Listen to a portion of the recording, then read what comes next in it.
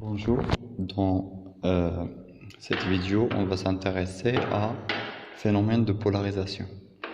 Le phénomène de polarisation qu'on a étudié, qu'on a vu théoriquement, on va l'illustrer ici pratiquement. Pour ceci, on va utiliser une source quartz diode et un écran. On a utilisé un filtre jaune car le phénomène de polarisation dépend de la longueur d'onde et les filtres, les instruments qu'on va utiliser est sensible principalement à la lumière jaune. Premièrement, ce TP-là est constitué de deux parties. La première partie, c'est la réalisation des lumières polarisées et la deuxième, c'est l'analyse de cette lumière-là. Avant tout, on va essayer d'analyser la lumière blanche qui est issue de notre source ici. Pour analyser une lumière, on va utiliser ce schéma-là. C'est un schéma simple qui est très pratique lors de l'analyse d'une lumière et qu'on trouve généralement dans tous les bouquins. Premièrement, pour analyser une lumière, on introduit un polariseur. Un polariseur, est constitué d'une matière taillée dans un sens. Cette matière-là est constituée de chaînes de molécules qui absorbent le champ électrique. Et donc la lumière qui est dans la direction parallèle à l'étirement de ces chaînes et ne laisse passer que la composante perpendiculaire. Pour analyser la lumière issue de notre source, on va tourner notre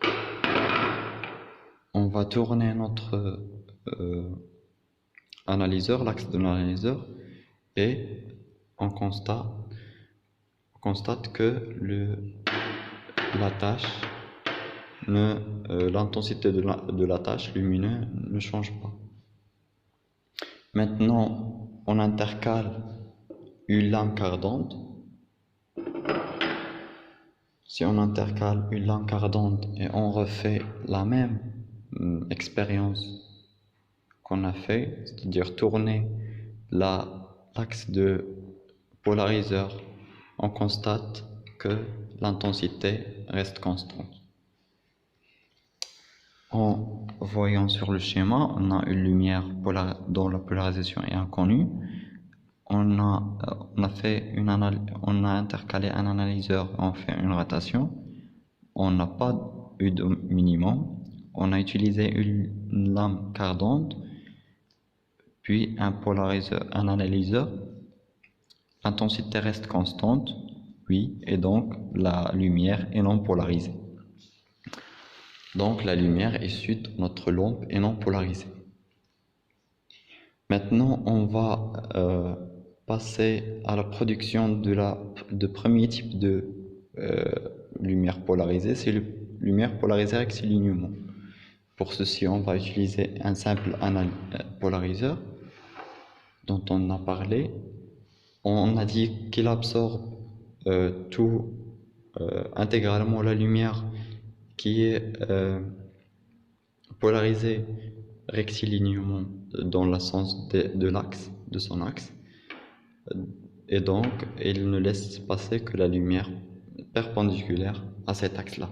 On peut vérifier ou analyser cette lumière en utilisant un autre polariseur comme analyseur. C'est celui-là.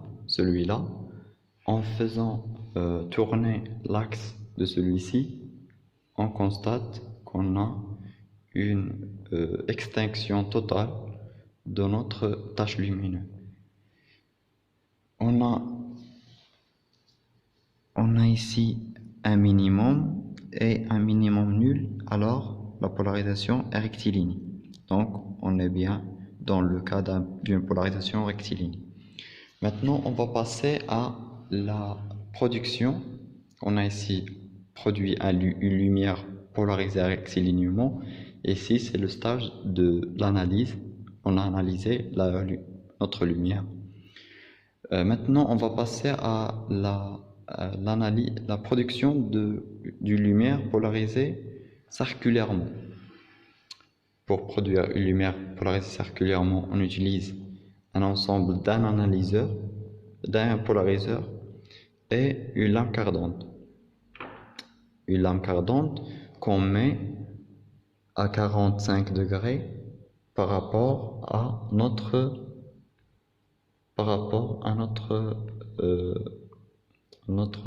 polariseur. Voici 45 degrés. Maintenant, pour analyser, ici, on a une lumière polarisée circulairement. Pour analyser cette lumière, on commence par intercaler un polariseur. On tourne ce polariseur et on constate qu'on n'a pas de minimum. Alors, selon le schéma, on n'a pas de minimum. Donc on est ici, on intercale une lame cardante, une deuxième lame cardante, celle-ci c'est pour la production, on intercale une autre lame cardante, c'est celle-là qu'on a ici, on concentre bien la lumière sur celle-là, et on cherche notre extinction. On constate qu'on a deux extinctions dans deux sens parallèles. On n'a pas une intensité constante. On a des minimums nuls et donc c'est circulaire total. Donc la lumière issue de cette lame cardante est une lumière circulaire totalement. Ici, on a l'analyse de cette lumière-là. Qu'est-ce que se passe réellement? À la sortie, ici, on a une lumière polarisée rectilignement, suivant cet axe-là. La lame projette cette lumière-là, ce champ électrique qui est comme ça, sur ces deux axes. Le premier axe, c'est celui-ci, et le deuxième axe, c'est celui-ci. Et donc, on aura ici deux composantes de ce champ de même amplitude, car on a 45 degrés.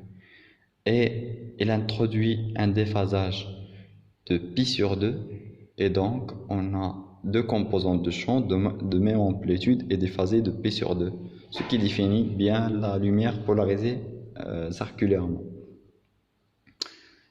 Ici, lorsque cette lumière arrive sur cette lame-là, cette lame introduit aussi un déphasage entre les deux composantes, et donc il annule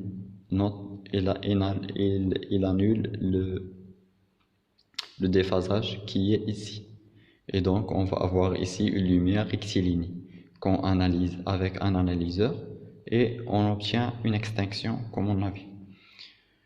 Maintenant, pour une lumière elliptique, pour construire une lumière elliptique, on va s'écarter juste de 45 degrés.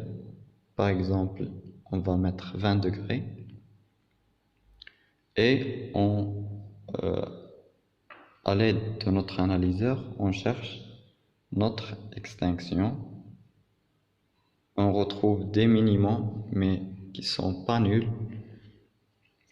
Selon le schéma, on a des minimums, oui, ne sont pas nuls, donc non.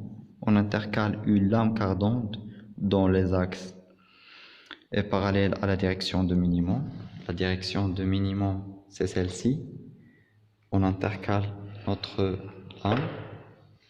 La direction de minimum, c'est à peu près à 286, 286.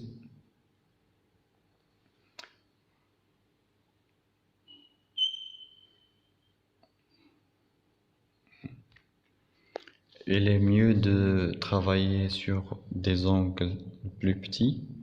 On a ici à 100, à peu près 109.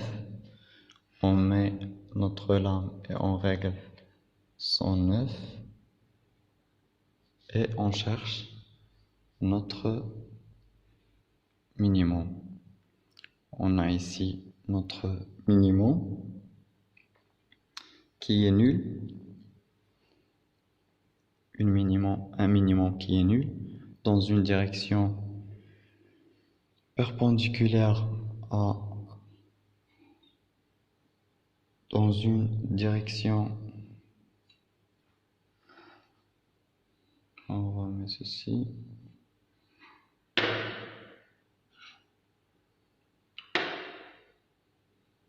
on a notre minimum ici, on intercale notre lame, voici notre minimum, on cherche notre minimum, on l'a ici, on remarque que cet axe-là est perpendiculaire à celui-là, et donc la lumière est polarisée elliptiquement. C'est tout ce qui concerne la polarisation, la production et l'analyse de la lumière. On peut aussi mesurer l'ellipticité de cette lumière-là. On peut déterminer le sens de cette ellipticité. Est-ce que c'est gauche ou droite? De même pour le rectiligne, est-ce que c'est rectiligne 1 ou 2? Pour circulaire, est-ce que c'est circulaire gauche et droite? Pour le rectiligne, on peut le produire aussi en utilisant une miroir avec le principe de Brewster. Tout ceci, on va le voir dans un autre vidéo.